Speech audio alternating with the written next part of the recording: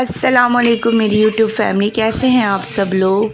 तो आज का व्लॉग बहुत स्पेशल होने वाला है क्योंकि इसमें मैं आपको सूरह रहमान की फ़जीलत और बरकत का बताऊंगी कि किस तरह जो है सूरत ने जो है वो मेरी पूरी ज़िंदगी बदल के रख दी है। शादी से पहले जो है ना मैं बहुत स्ट्रॉन्ग बैकग्राउंड से रिलेट करती थी और मतलब ऐसा हमारा घराना था कि जो चीज़ मांगो वो पूरी हो जाती थी। आप जिस चीज़ पे भी हाथ रख दो वो आपको मिल जाती थी। तो शादी से पहले जो है ना मैं इतनी नमाज़ी नहीं थी, 5 टाइम की भी नहीं, 4 टाइम की तकरीबन नमाज़ पढ़ लेती थी। और एक होती है ना, एक एज होती है इसमें आपको किसी भी चीज़ की कोई फ़िक्र नहीं होती, कुछ नहीं होता और माँ बाप आपकी हर ख्वाहिश को पूरा कर रहे होते हैं। तो बस इस तरह की एज थी और मतलब जिस चीज़ पे भी मैं हाथ रख देती थी ना वो मेरी पूरी हो जाती थी। और नमाज़ों का तो इतना मुझे अंदर नहीं था, क्यों झूठ बोलूं, तकरीबन 3 टाइम की जो मिल गई तो पढ़ ली, वरना अपनी स्टडीज़ में अपनी पढ़ाई में बिज़ी रहती थी। तो मेरी जब शादी हुई ना, तो जब मेरी शादी हुई तो मेरा जो इन लॉज़ का बैकग्राउंड है वो इतना स्ट्रॉन्ग नहीं था। मेरे देवर जो हैं वो कुछ भी नहीं करते थे, ना मेरे ससुर कुछ करते थे। ओवरऑल जितना भी बर्डन था ना वो मेरे हस्बैंड के ऊपर था। तो पूरे घर को कैरी करना, सब कुछ करना। तो मैंने बहुत मुश्किल फेसेस देखे, बहुत मुश्किल हालात देखे। तो उस टाइम जो है ना मैं बैकअप भी कर सकती थी, क्विट भी कर सकती थी, अपनी अम्मी के घर भी जाके बैठ सकती थी और इस शादी को ख़त्म भी कर सकती थी। लेकिन मैंने हर मुश्किलों का, हर डिफ़िकल्टीज़ का बहुत डट के मुकाबला किया, डट के खड़ी रही मैं हर चीज़ में। यहाँ तक कि मेरे बच्चे छोटे छोटे से थे तो मैंने बहुत मुश्किलात देखी। आज जो आप लोग मेरी ज़िंदगी देखते हैं ना, तो ये सब ऐसी ही नहीं मिल गई मुझे। मैंने बहुत स्ट्रगल की, बहुत मुश्किलें देखी और मेरे अंदर एक चीज़ थी कि मेरे अंदर सब्र बहुत था। मतलब इतना मेरे अंदर सब्र था कि मुझे उम्मीद थी अल्लाह से कि कुछ ना कुछ होगा और कोई कुछ मौज़ा होगा या कुछ होगा। तो उसके बाद जो है फिर मैं दीन की तरफ आने लगी। पहले मैं 2 टाइम की नमाज़ पढ़ती थी, फिर मैंने 3 टाइम की नमाज़ें शुरू कर दी, फिर मैंने 4 टाइम की नमाज़ें शुरू कर दी। इस तरह से मैं नमाज़ की पाबंद होती गई। तो बीच बीच में ना मैं सूरह रहमान जो है, सूरह रहमान के आयतें, सूरह रहमान बहुत पढ़ती थी क्योंकि मुझे अल्लाह से एक उम्मीद थी कि एक कुछ मौज़ा होगा और सब कुछ बदल जाएगा। तो जैसे कि सूरह रहमान में है ना कि फ़बीअय्यि आलाइ रब्बिकुमा तुकज़्ज़िबान, कि तुम अपने रब की कौन कौन सी नेमतों को झुटलाओगे। सब कुछ हमारे सामने ही होता है बाज़ औक़ात, लेकिन हमें नज़र नहीं आ रहा होता। अल्लाह ताला कहता है कि सब कुछ इसी दुनिया में है, तुम मुझे पुकार कर तो देखो, तुम मेरा नाम तो लो, मैं तुम्हें इतना नवाज़ दूँगा कि तुम्हारी सोच होगी। तो उसके बाद जो है ना फिर मैंने सूरह रहमान का विर्द करना शुरू कर दिया। जब भी मुझे टाइम मिलता, जब भी मैं फ़ारिग हो जाती अपने कामों से, तो नमाज के बाद ना मैं सूरह रहमान का विर्द करती गई, सूरह रहमान पढ़ती गई। भले मुझे 1 पेज पढ़ना पड़े टाइम की कमी की वजह से, भले मुझे 2 पेजेस पढ़ना पड़े, लेकिन मैं डेली रोज़ाना सूरह रहमान पढ़ती हूँ। और इसको मैं लाउड टीवी पे भी लगाती हूँ ताकि बच्चे भी सुने और घर में भी इसका विर्द हो। तो सूरह रहमान बुलंद आवाज़ में इसकी तिलावत जो है ना वो मैं घर पे भी करती हूँ और इसको जो है मैं यूट्यूब वगैरह पे भी लगा देती हूँ घर पे। तो इसकी जो बरकत और फ़जीलत है ना वो घर पे इस तरह से आती हैं कि बंदा हैरान रह जाता है कि सब कुछ किस तरह से हो रहा है। तो मैं आपको जैसा कि बता रही थी ना कि जब मेरी शादी हुई तो मेरा मतलब इन लॉज़ का बैकग्राउंड इतना अच्छा नहीं था और इतनी स्ट्रॉन्ग फैमिली में मेरी शादी नहीं हुई थी।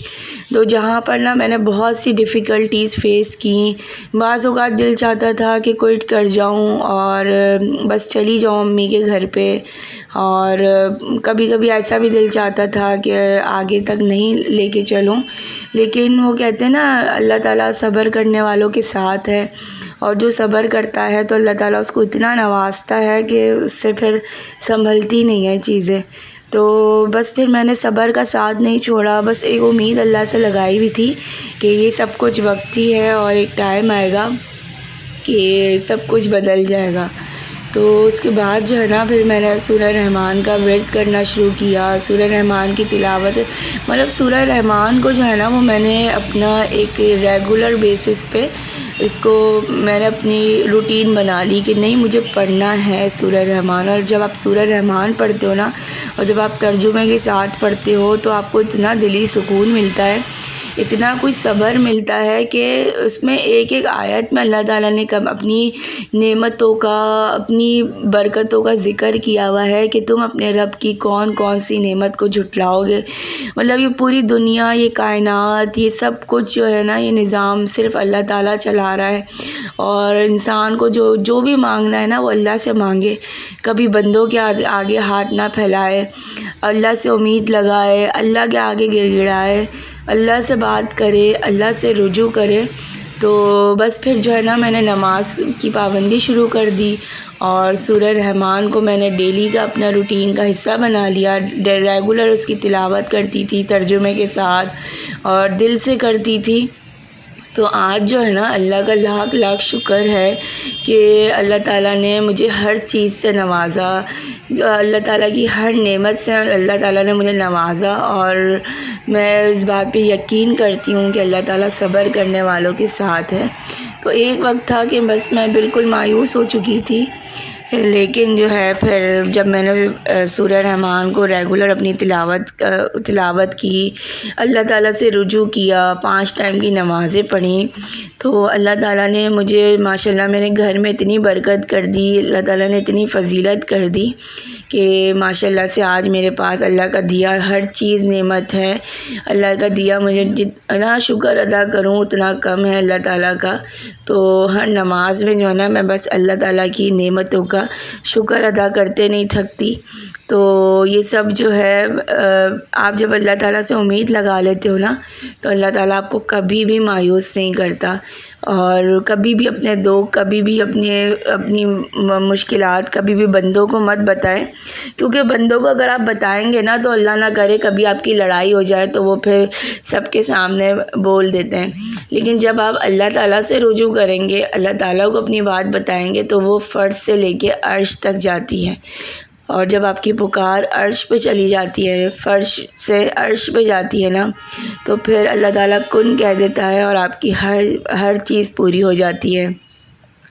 तो आज जो है ना मैं बस अल्लाह ताला की नेमतों का शुक्र अदा करते नहीं थकती। मेरे पास अल्फाज नहीं है कि मैं किस तरह से अल्लाह ताला की नेमतों का शुक्र अदा करूँ। आज अल्लाह ताला ने मुझे माशाल्लाह माशाल्लाह से हर चीज़ से नवाजा हुआ है।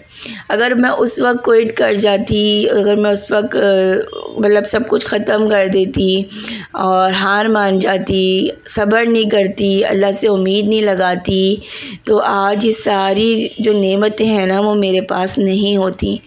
तो मैं आप सबको यही मशवरा दूंगी कि कभी भी सब्र का दामन हाथ से नहीं छोड़ें और कभी भी गिव अप नहीं करें और अल्लाह ताला से उम्मीद लगाएं, बंदों से उम्मीद नहीं लगाएं। अपने पर्सनल लाइफ के बारे में बंदों को कभी ना बताएं, सिर्फ अल्लाह ताला से रुजू करें, जानमाज बिछाएं, वज़ू करें और जो भी आपको बात करनी है ना वो अल्लाह ताला से करें और अल्लाह ताला सुनता है आपकी बात। हमें ऐसा लगता है कि हमारी दुआएं कबूल नहीं हो रही और अल्लाह ताला हमें सुन नहीं रहा, लेकिन अल्लाह ताला हमें सुनता है, वो हमारी दुआएं भी कबूल करता है, लेकिन वो सिर्फ हमें आज़माता है, हमारे सब्र देखता है कि हम कितना सब्र कर सकते हैं।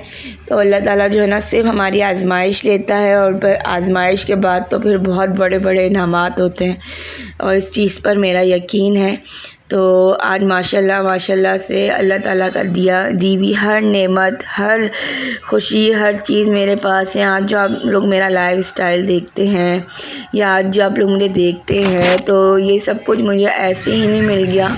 इसके लिए मैंने बहुत स्ट्रगल की है, बहुत सब्र किया है और माशाल्लाह अल्लाह का दिया हुआ आज मेरे पास हर चीज़ है, हर नेमत है। तो बस वीडियो अच्छी लगी हो तो वीडियो को लाइक करें, कमेंट करें और सब्सक्राइब करें और आप भी कभी सब्र का दामन अपने हाथ से ना छोड़ें। आज हालात मुश्किल हैं, कल बेहतर से बेहतरीन होंगे और बस इस उम्मीद पे अल्लाह ताला से उम्मीद लगाएं और अल्लाह ताला आपकी उम्मीदों को हमेशा पूरा करता है। बस अल्लाह ताला पे यकीन रखें और कब कुन कह दे कभी कुछ नहीं पता, तो बस सब्र का दामन मत छोड़ें अपने हाथ से और अपनी आजमाइशों में डटे रहें, खड़े रहें और अल्लाह ताला इंशाल्लाह आपकी हर दुआ, आपकी हर जायज़ ख्वाहिशात, हर चीज़ आपकी पूरी करता है। और ये मैंने अपनी ज़िंदगी में होते हुए देखा है, जब भी मैं आज आपसे शेयर कर रही हूँ। अल्लाह हाफ़िज़।